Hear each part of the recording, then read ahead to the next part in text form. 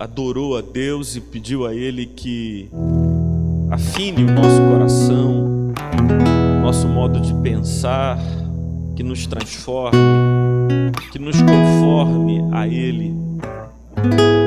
Mas como disse Daniel, isso depende muito da nossa atitude para com a palavra de Deus e para com o Espírito de Deus. Às vezes a gente vem para o culto, ou para o encontro, para a reunião, e a nossa atitude frequentemente é uma atitude de observação, de contemplação, de análise ou avaliação, de tal maneira que a melhor das hipóteses neste contexto é voltar para casa dizendo eu concordo, ou dizendo foi bonito o culto de hoje, foi belo o culto de hoje, a palavra de hoje, os louvores, tudo foi agradável a mim. Contudo, isso ainda é a atitude do observador. Enquanto o convite de Deus para nós na noite de hoje é um convite para que nos ofereçamos a Ele, para que Ele trabalhe em nós. O culto a Deus hoje à noite não será na nossa frente, não será adiante de nós, nem nos nossos olhos. O culto a Deus e o trabalhar de Deus hoje à noite será em nós. Nós seremos o templo, o palco, a plataforma, o átrio, o ambiente onde o mover de Deus realizará a sua glória. Por isso o meu convite a você nesse instante, ainda nesse ânimo de prepararmos-nos para ouvir a palavra de Deus e viver a palavra de Deus, é que você se inclua, se permita, se permeabilize, para que essa palavra encontre caminhos para se interiorizar em você, para se aprofundar em você, para descer até as regiões onde processos se instalaram, se encastelaram, que são aprisionantes, que são escravizantes. Mas frequentemente nós vedamos pela desatenção ou pela própria atitude ou postura que assumimos os canais e caminhos para o Espírito, que é soberano e pode invadir apesar de portas fechadas, mas que deseja que o convidemos, que o invoquemos, que o recebamos alegremente dentro de nós. Eu vou pedir para que nesse espírito Thomas nos eleve a Deus intercedendo por nós, para que a gente se faça esse ambiente, esse lugar do trabalhar de Deus, esse campo de obras, onde Deus escava as profundezas do nosso ser para realizar o desentupir, o transformar, o limpar, o purificar, para deixar fluir a sua graça em nossas vidas.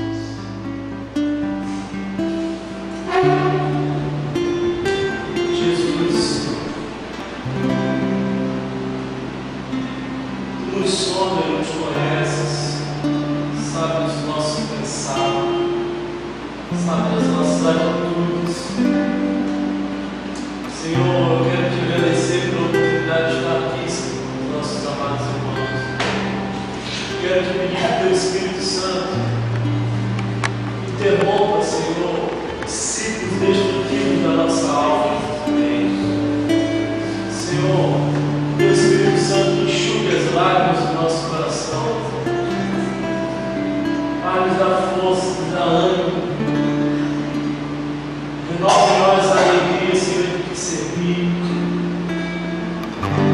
Restaura a alegria da nossa salvação. Amém.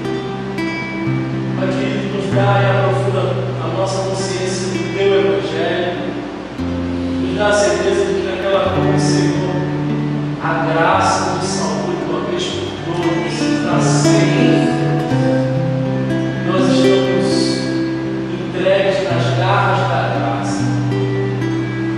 Jesus, perdoe os nossos pecados e que haja em nós quebrantamento,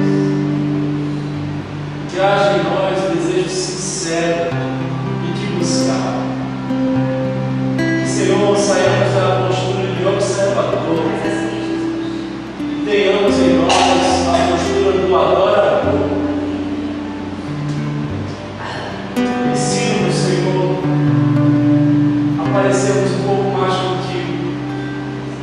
Nos desafie, Senhor, a sairmos das quatro paredes, que a nossa espiritualidade não seja encaixotada, mas que ela frutifique a 30, 60, 100 por ano.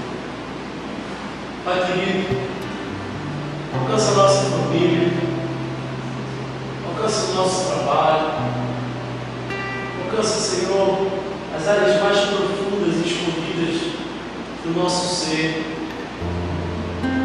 Nos abraça com carinho, com graça. Nós viemos aqui ouvir a Tua voz, muito mais, Senhor, do que rever amigos, ou ouvir uma reflexão filosófica. Nós queremos mesmo ouvir a Tua voz, sentir os Teus braços, renovando as nossas forças.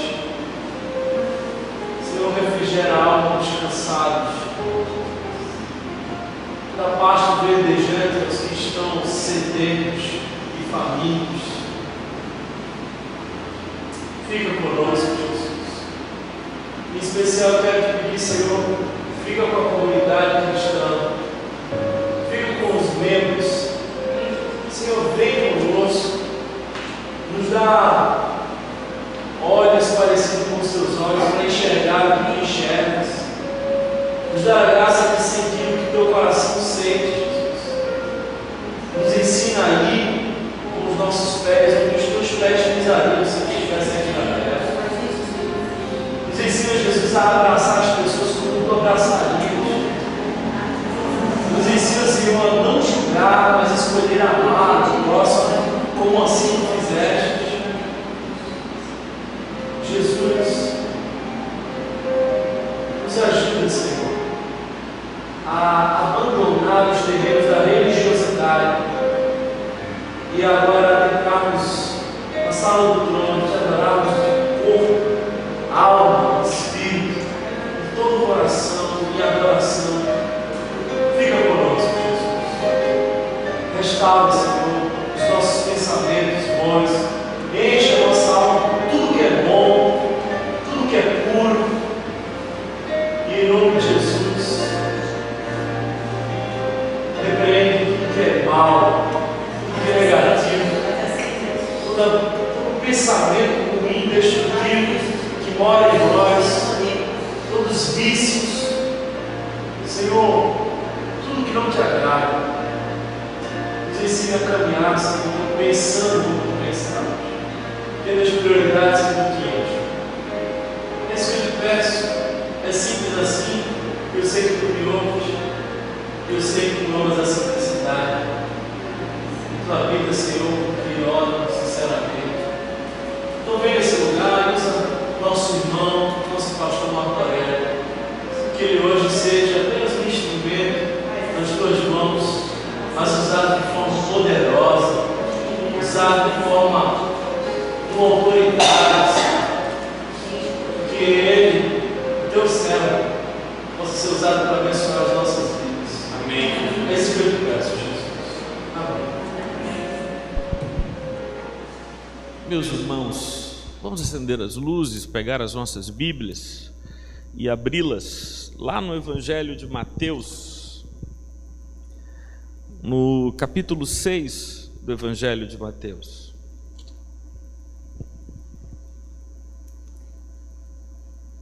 Evangelho de Mateus, capítulo 6.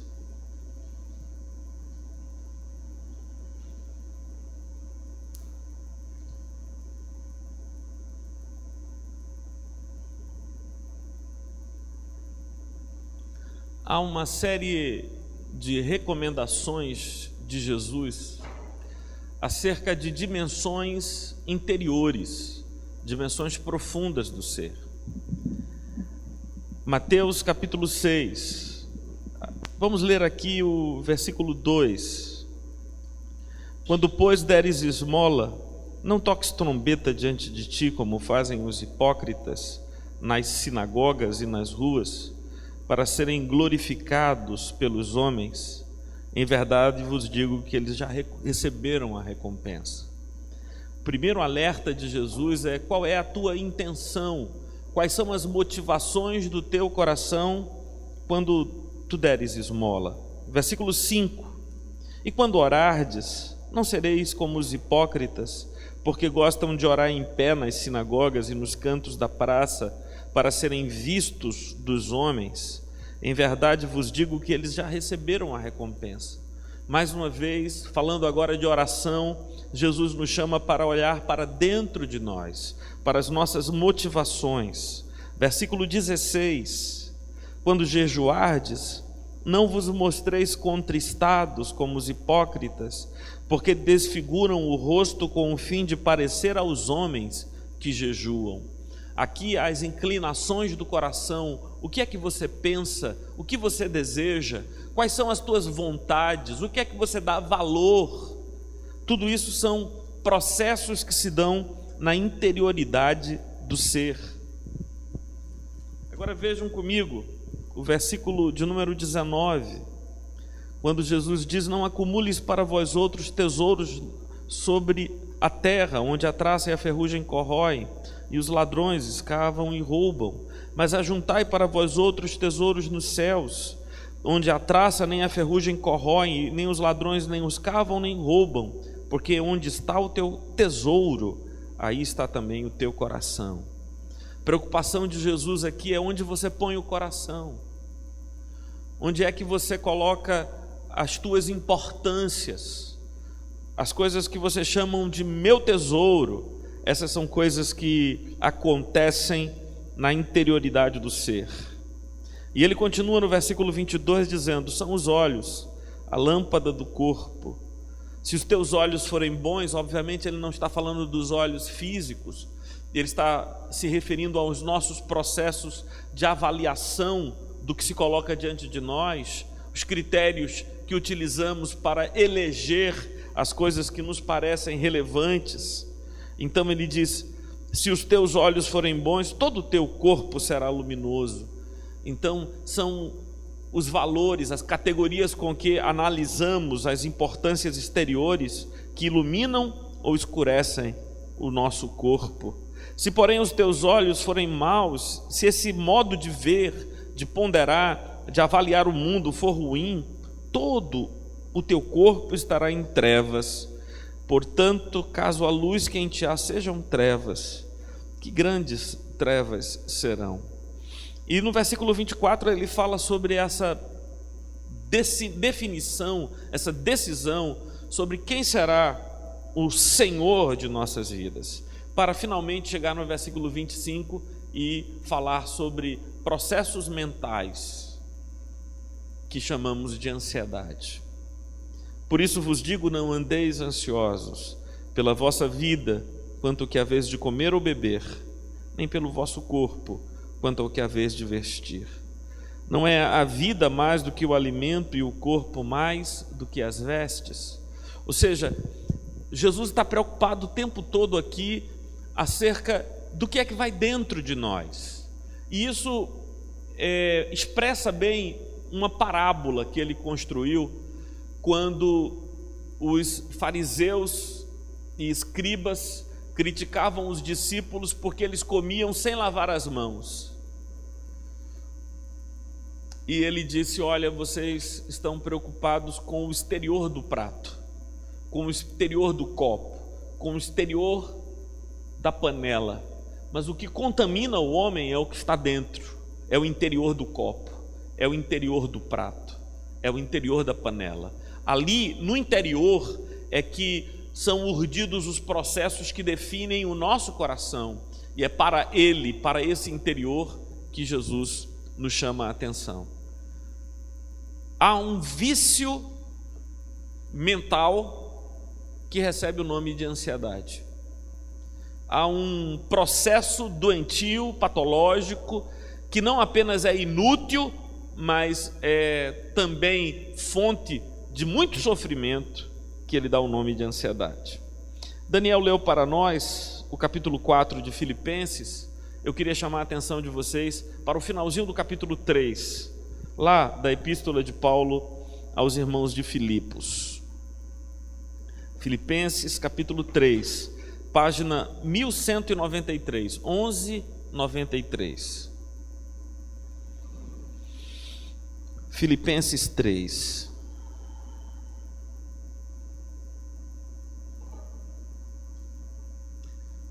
É muito bonito o que Paulo diz: o que em mim vistes, o que ouvistes, o que de mim percebeste, recebestes, isso praticai. De um modo semelhante, no capítulo 3, no versículo 17, ele diz o seguinte: irmãos, sede imitadores meus e observai os que andam segundo o modelo que tendes em nós. Pois muitos andam entre nós, dos quais repetidas vezes eu vos dizia, e agora vos digo, até chorando, que são inimigos da cruz de Cristo. Versículo 19, ele descreve como são estes inimigos da cruz de Cristo. Eles dizem que o destino deles é estarem perdidos. O destino deles é viverem sem direção, sem sentido. O destino deles é a perdição, é estarem vagando, vazios e carentes de um significado, de um norte para as suas vidas. Por quê? Porque o Deus deles é o ventre. Essa é uma figura extremamente forte. E, meus irmãos, deixa eu dizer a vocês que se há algo em nós que se candidata a ídolo, é o nosso próprio ventre. Paulo quer aqui utilizar essa figura como uma metáfora de servir a si mesmo, servir a seus instintos, às suas paixões, aos seus desejos. E ele diz: o Deus deles, desses cujo destino é a perdição, o Deus deles é o ventre, e a glória deles está na sua infâmia, visto que só se preocupam com as coisas terrenas. A infâmia é o resultado de que todas as reflexões, os cuidados, os projetos estão horizontalizados de um modo radical e as preocupações deles são apenas com as coisas terrenas. Pois a nossa pátria, diz Paulo, está nos céus, de onde também aguardamos o Salvador, o Senhor Jesus Cristo, o qual transformará o nosso corpo de humilhação para ser igual ao corpo da sua glória, segundo a eficácia do poder que ele tem de até subordinar a si mesmo todas as coisas. Portanto, meus irmãos amados e muito saudosos, minha alegria e coroa, sim, amados, permanecei deste modo, firmes no Senhor. Amém. Hoje, essa meditação tem como tema: a quem servem os nossos pensamentos? Existe uma área em nossas vidas, uma área santíssima, uma área sagrada, que eu queria denominar hoje à noite como o átrio dos pensamentos. É como se houvesse em nós um lugar onde uma máquina continuamente trabalha. E essa máquina, ela tem uma importância tanto estratégica como de santidade. É o lugar onde os nossos pensamentos são continuamente processados. Essa máquina não cessa de funcionar nem de dia nem de noite, nem em estado de vigília, nem em estado de sono. Seja lá onde estivermos, onde estejamos, com quem estejamos, seja lá se é dia de semana ou final de semana, se é dia santo ou feriado, o átrio dos pensamentos. Não cessa nunca sua operosidade, seu labor. E por que esse processo de pensar é tão importante? Estrategicamente é importante porque são os nossos pensamentos, ou é no átrio dos pensamentos, que nós definimos como interpretamos e como vemos o mundo. São os nossos pensamentos os meios pelos quais nós discernimos o mundo ao nosso redor. Nós reconhecemos as coisas que têm valor e que não têm valor. É no pensamento ou no coração, é na interioridade do nosso ser, é do lado de dentro onde nós habitamos, que nós damos e atribuímos importância ou desimportância às coisas.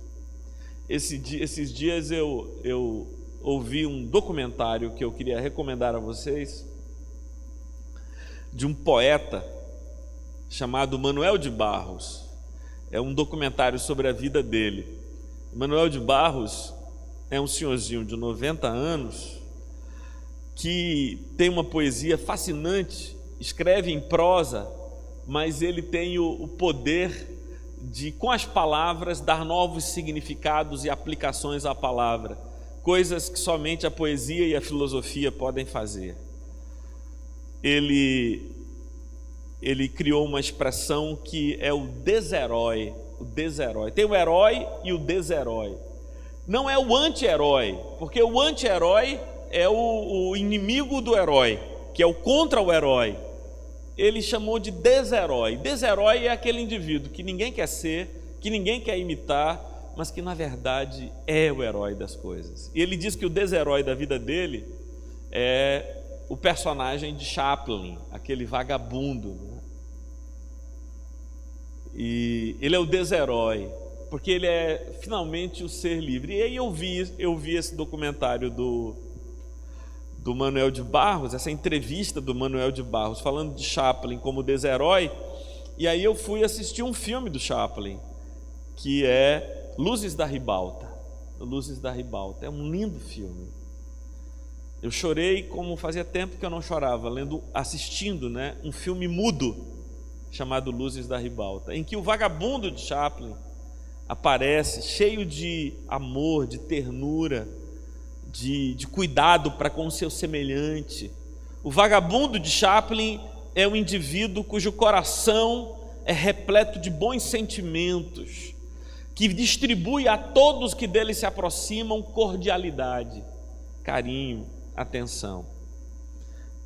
Nós é que rejeitamos a figura, né? Estigmatizamos a figura de um vagabundo de Chaplin como ser desprezível, e os seres engomados e bem passados são os nossos heróis e os nossos desheróis. Isso tudo é o processo mental, são as categorias que elegemos, e isso tudo acontece no pensamento que me habilita a rotular, a definir os valores e os desvalores que nós damos importância. Em segundo lugar, os nossos pensamentos, ou o átrio dos nossos pensamentos, é extremamente importante, porque ele define nossas escolhas.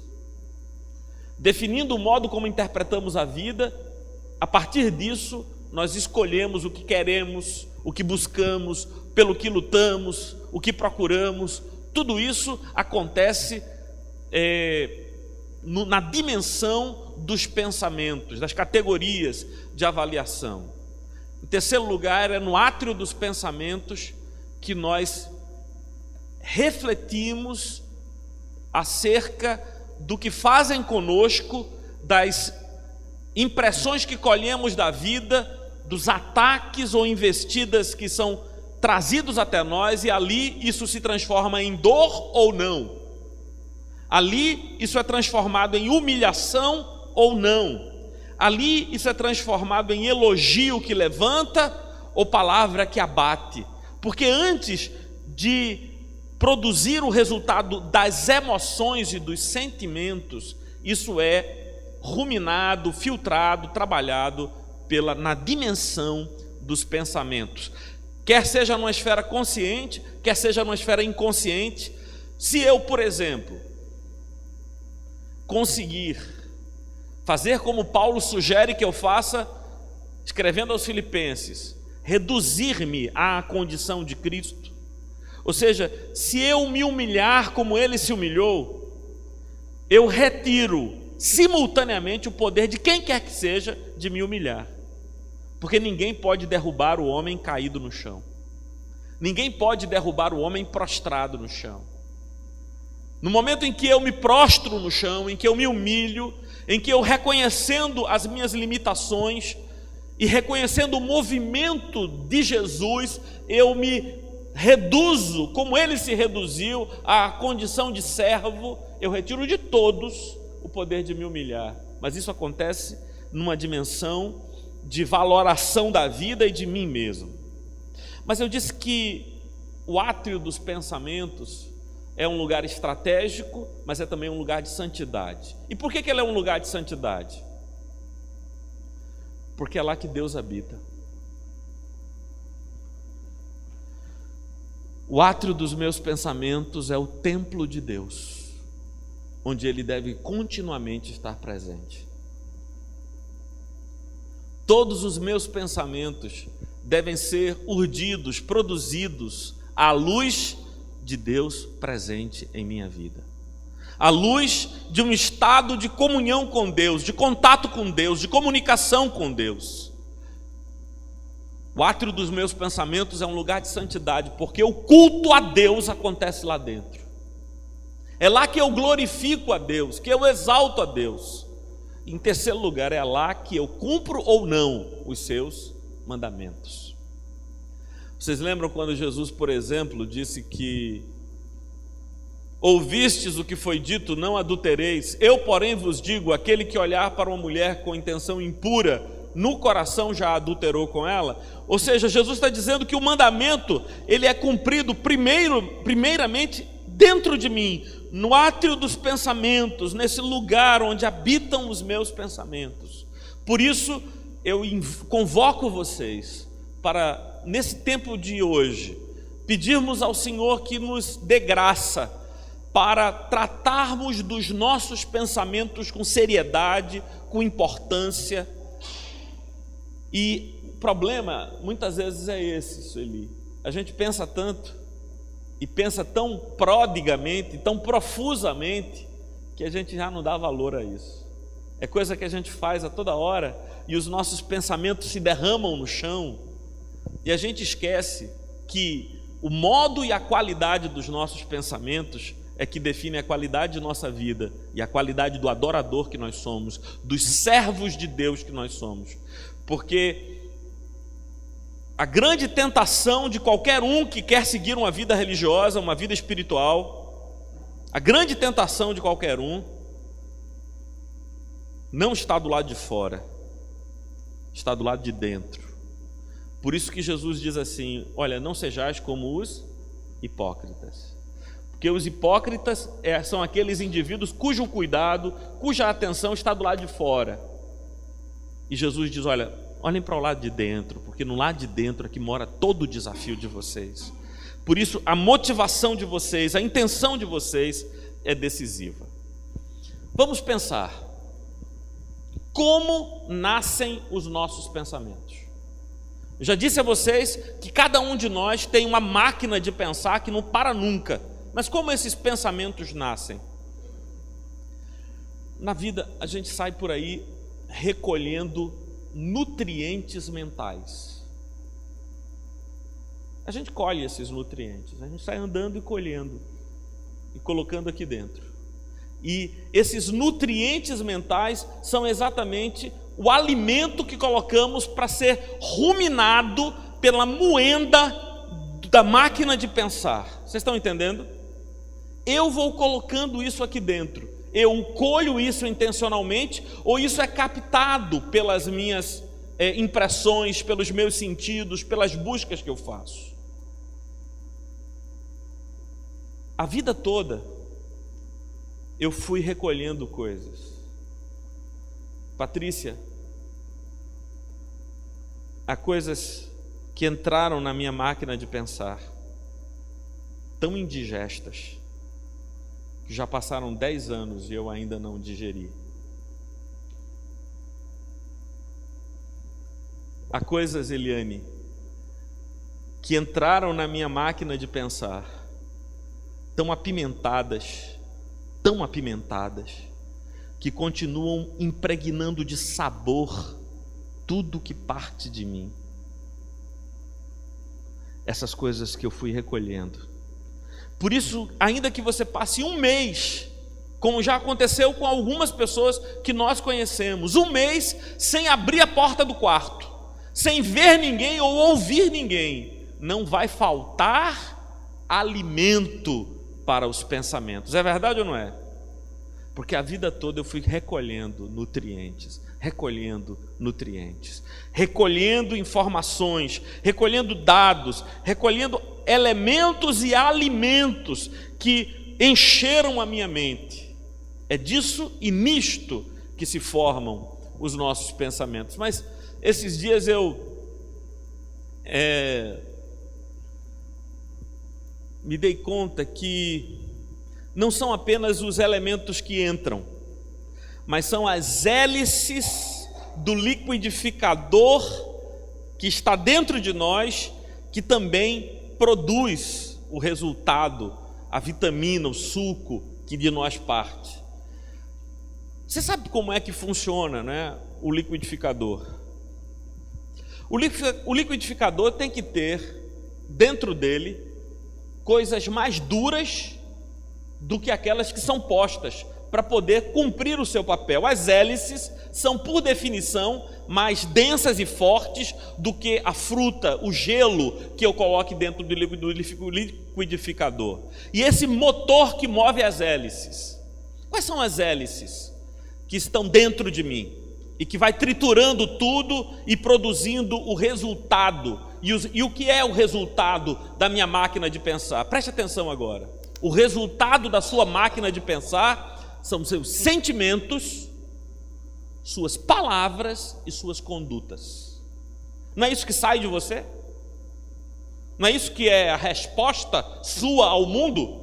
Repetindo, o que é o suco que eu ofereço ao mundo do processo mental que ininterruptamente se dá em mim? Primeiro, são meus sentimentos, porque os meus sentimentos são instruídos ou formados pelos meus pensamentos.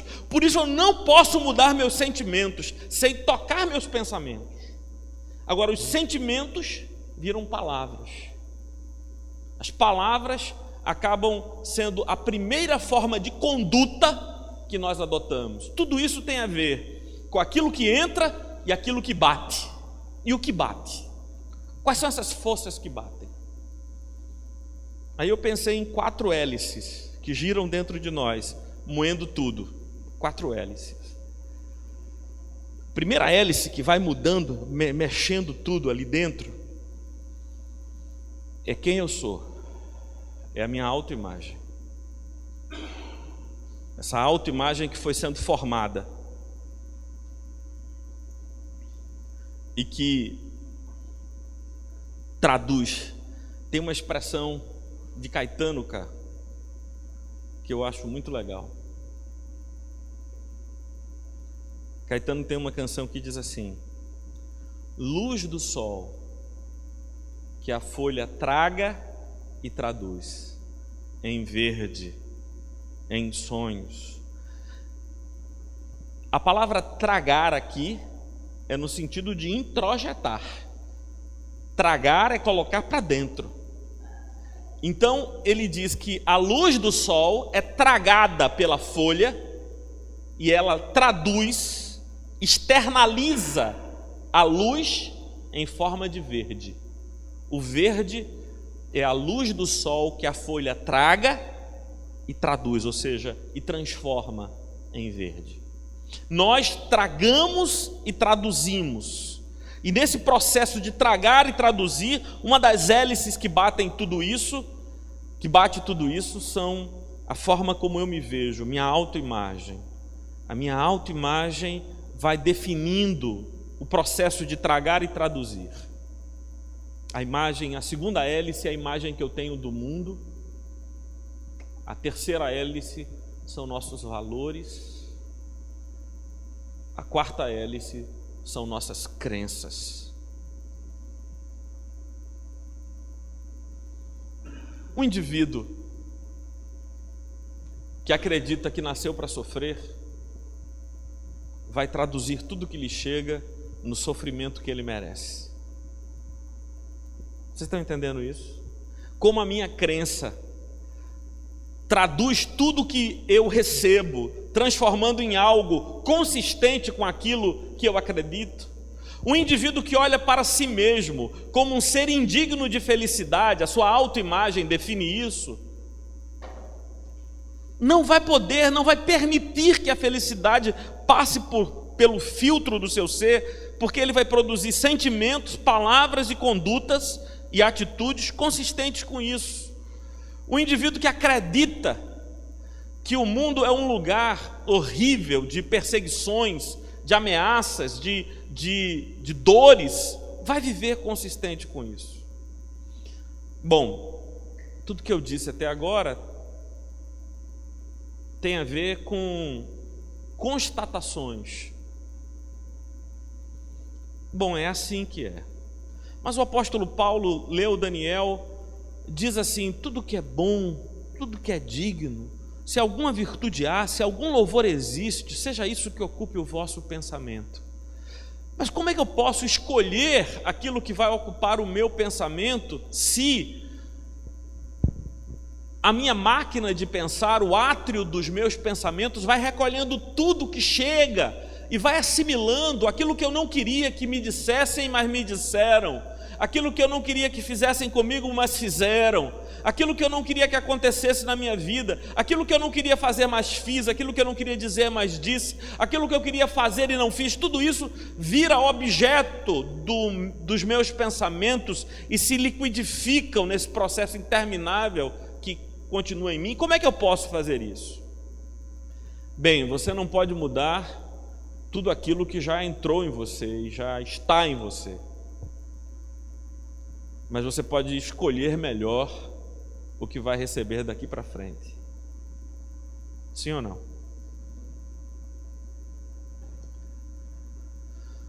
Nós precisamos começar mudando a dieta, começar mudando aquilo que a gente oferece como alimento para a nossa máquina de pensar. E aí eu estava refletindo sobre o seguinte: fast food não é comida saudável, é? Assim também há fast foods mentais. Vou dar 3 exemplos rápidos de fast foods mentais, coisas que todo mundo é fácil, é barato, é fácil, todo mundo gosta, todo mundo recebe. Televisão. Televisão é fast food mental, não é verdade? As novelas, os filmes, os seriados, até os telejornais. Tudo isso é fast food mental. Ou seja, você chega lá na cabeleireira, está todo mundo conversando sobre a novela das 8, porque todo mundo assiste a novela das 8, os personagens, os nomes, tudo aquilo. Agora, se está todo mundo consumindo aquilo, é porque aquilo é fácil de consumir. Se é fácil de consumir, se é fast, se é rápido de ser adquirido aquilo, provavelmente aquilo ali não é bom. Por exemplo, segundo exemplo de fast foods mentais ou de processos de nutrientes, esses livros, os livros que a gente sabe, best-seller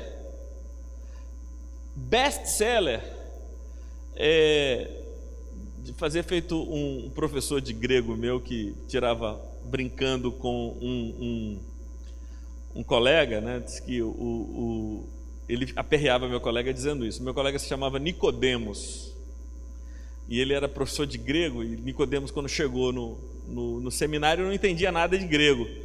Aí ele disse: você sabe o que é que significa o teu nome, Nicodemos? Aí ele disse: não, Nico é macaco em grego, demos é demônio, então macaco do demônio, é isso que... É claro que não tem nada a ver com isso, né? A palavra Nicodemos não significa isso. Demos é povo, não é demônio, não é? E Nicodemos é o excelente, o melhor entre os do povo. Mas, fazendo uma leitura tão atrapalhada quanto esta da palavra best-seller, eu acho que best-seller poderia ser assim traduzida a expressão: selecionado para bestas. Isso é best-seller, né?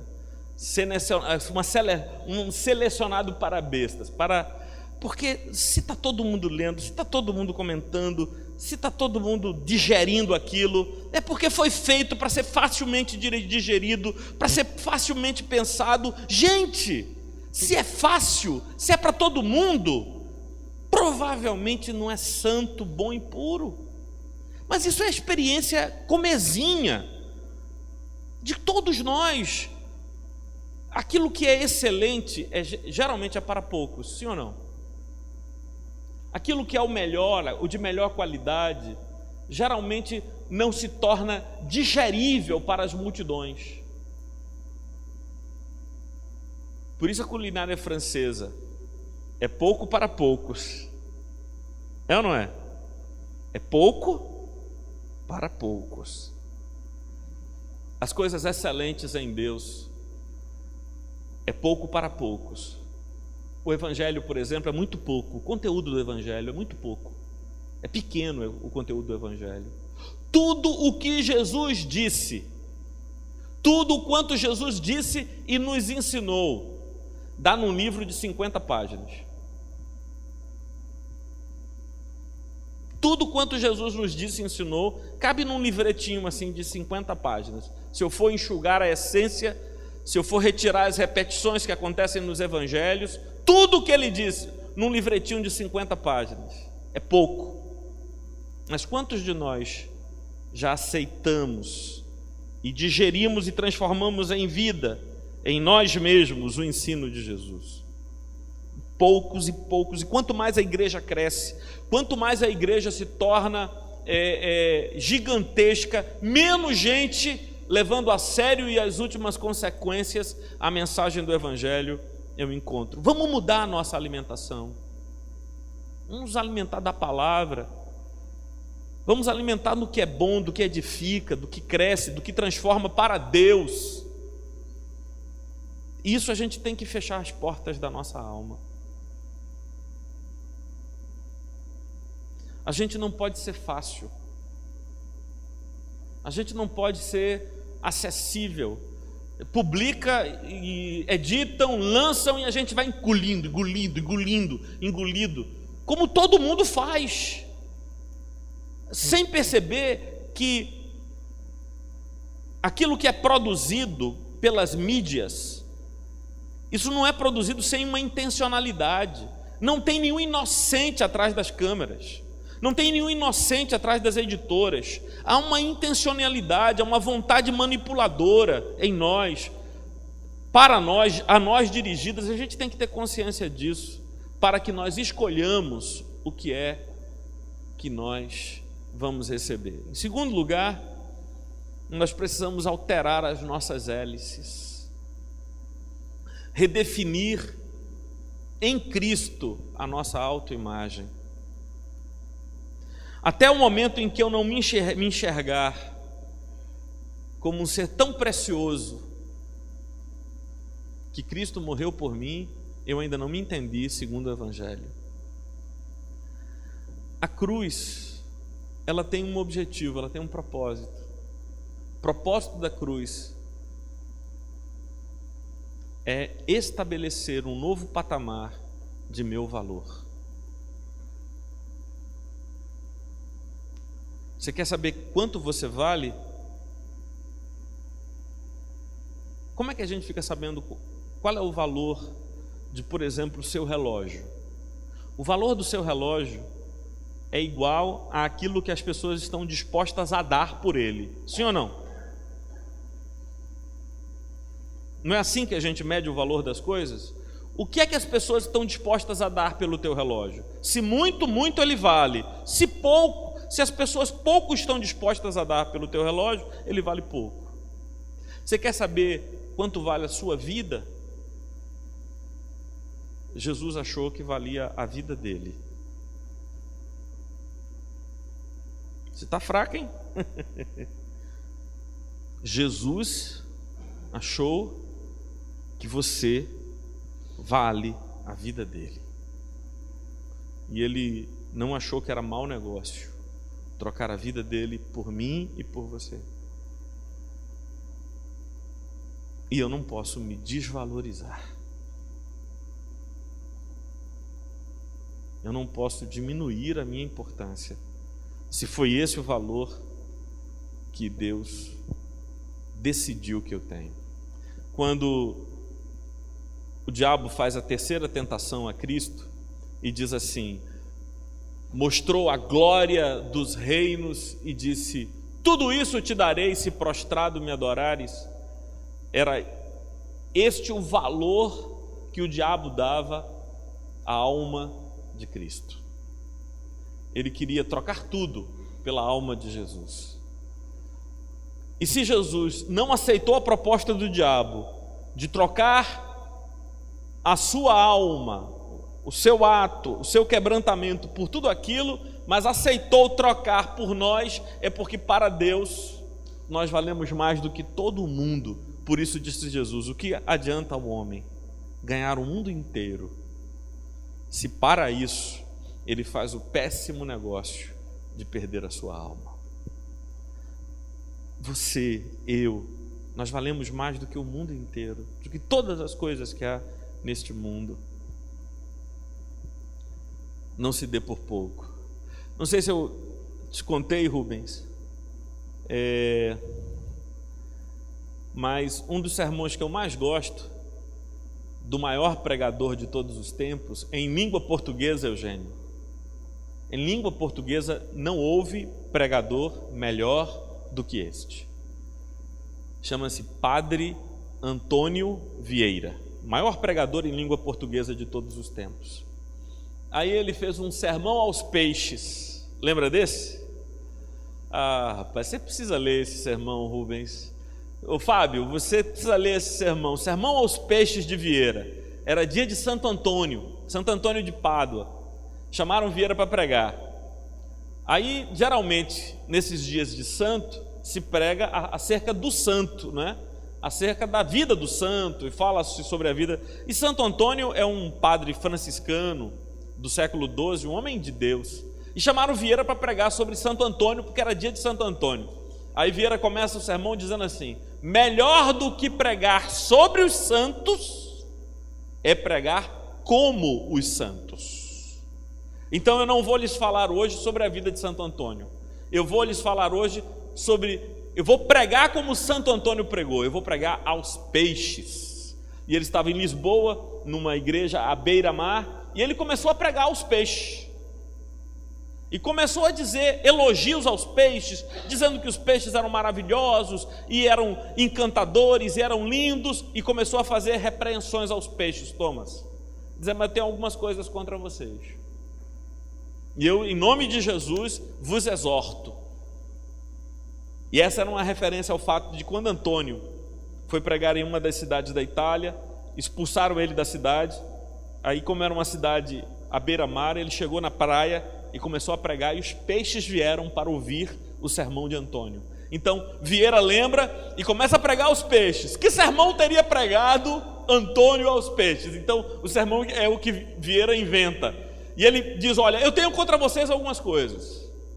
Primeiro, eu tenho contra vocês que entre vós os maiores comem os menores.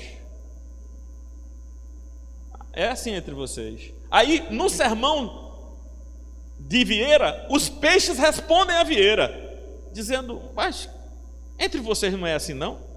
Os maiores não vivem da exploração dos menores? Isso Vieira no sermão, aquela peça retórica extraordinária.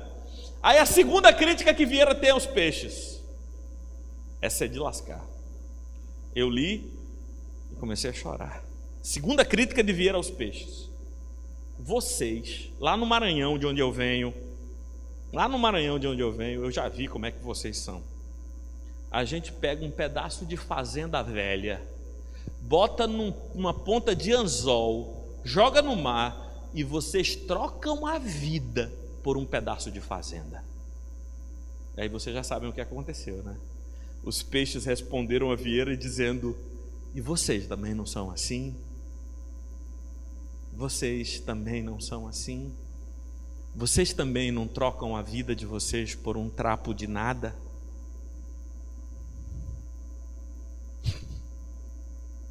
Vocês não trocam a vida de vocês por um trapo de nada? Um pedaço de nada? A gente só para de fazer isso quando se dá conta que merece mais, que merece melhor do que aquilo que o mundo nos oferece para nos iscar, para nos fisgar, para nos prender, para nos matar, para devorar e comer as nossas entranhas. Isso eu preciso.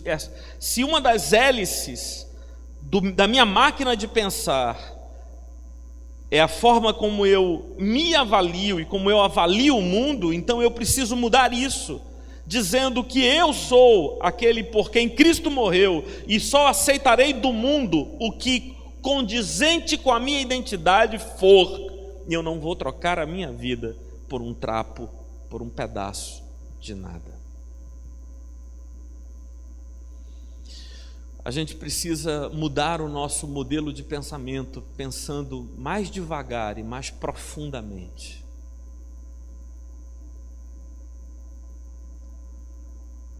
Um dos teólogos mais influentes da primeira metade do século XX, o período logo após a Segunda Guerra Mundial, foi Paul Tillich. Tillich é autor de 2 conceitos interessantíssimos da igreja militante, em que ele diz que existem as igrejas latentes, que as igrejas militantes são aquelas igrejas que estão aí na rua, com placa de igreja, mas existem as igrejas latentes, que não tem placa de igreja, mas é igreja, porque ali o evangelho pulsa, ali o evangelho vibra. Pode ser associação de moradores, mas se dentro dela os valores do evangelho estão presentes, então é a igreja de Cristo. Nós precisamos, irmãos, meditar mais lenta e profundamente sobre a verdade do evangelho, para deixar que isso se torne vida em nós. A gente pensa tão rápido e a gente pensa tão superficialmente sobre tudo. Domingo passado eu disse a vocês que inicialmente eu fiquei muito contente com essa possibilidade da nova novela das 8 falar sobre a tradição budista, porque a tradição budista é uma tradição marcada pela meditação. Mas logo eu me arrependi da minha alegria, porque eu me lembrei que a Rede Globo tem o toque de Midas à avessa, né? Tudo que eles tocam vira porcaria, vira fast food. Mas a gente precisa meditar na palavra de Deus, no ensino de Cristo. O processo de escolher os nossos pensamentos vai ser também o processo de dizer que esses pensamentos serão poucos, mas serão digeridos com toda a intensidade de nossa vida. Queria convidar você para ficar de pé e a gente vai começar essa brincadeira agora.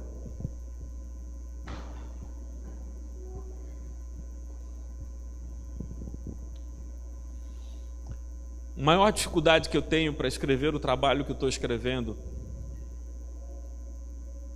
não é informação. Eu acho que eu tenho uma informação. As informações estão nos livros que estão à minha disposição.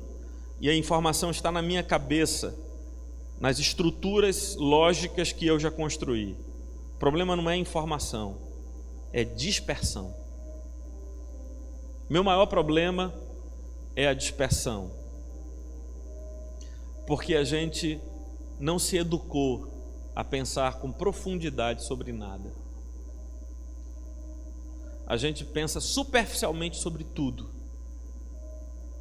A gente pensa superficialmente sobre nós mesmos, a gente pensa superficialmente sobre as escolhas que temos que fazer, e a gente pensa muito rapidamente.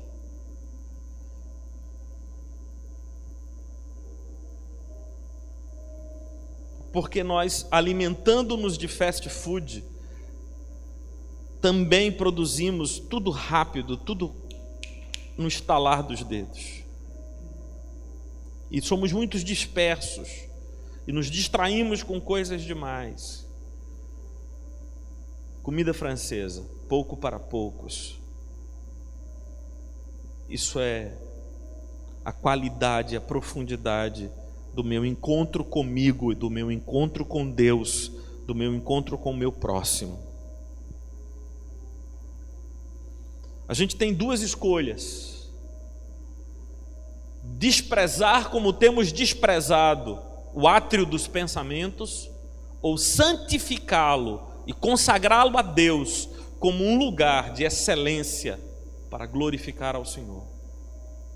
O átrio dos meus pensamentos, que seja tabernáculo de Deus.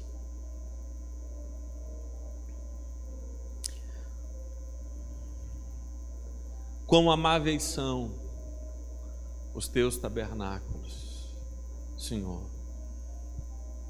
A andorinha encontrou casa, e os pássaros têm os seus ninhos onde acolhem os seus filhotes. Eu encontrei teus altares, Senhor, Rei meu e Deus meu. O pardal tem a sua casa, a andorinha seus ninhos, eu tenho os teus altares. O altar do Senhor é o meu coração, minha mente. Por isso o conselho de Deus a Josué é: não te afastes da palavra de teu irmão Moisés, de meu servo Moisés. Medita nela de dia e de noite, para fazeres tudo quanto foi dito a ele. Senhor Deus, muitos de nós já estão doentes, com pensamentos viciados, muitas máquinas de pensar, muitos átrios de pensamentos, têm vícios tão grandes que se tornaram incapazes da concentração e da profundidade, da meditação e do isolamento contigo, Senhor. Os pensamentos passam velozes, e essa velocidade toda dos pensamentos serve à dimensão inconsciente, serve àquele propósito que é o propósito de nos manipular e de nos aprisionar. Faze aquietar-se e serenar a nossa mente, Senhor, a nossa psique, a nossa alma, para que o teu nome seja ali glorificado, Senhor. Eu quero, em nome do teu Filho Jesus Cristo, pedir que o teu Espírito mexa nas engrenagens da mente de todos nós, inclusive daqueles que irão ver esse vídeo depois, para que a gente mude a hélice do valor que tem, do valor que dá o mundo, que a gente mude a hélice daquilo que a gente acredita ser verdade nessa vida e daquilo que a gente atribui valor e importância nessa vida. Para que esse sistema mude em nós, Senhor, o que te pedimos. Que tu sejas favorável a todos nós, trazendo cura e transformação. Em nome de teu Filho Jesus é que pedimos que seja assim. Amém. Podem se assentar, meus irmãos.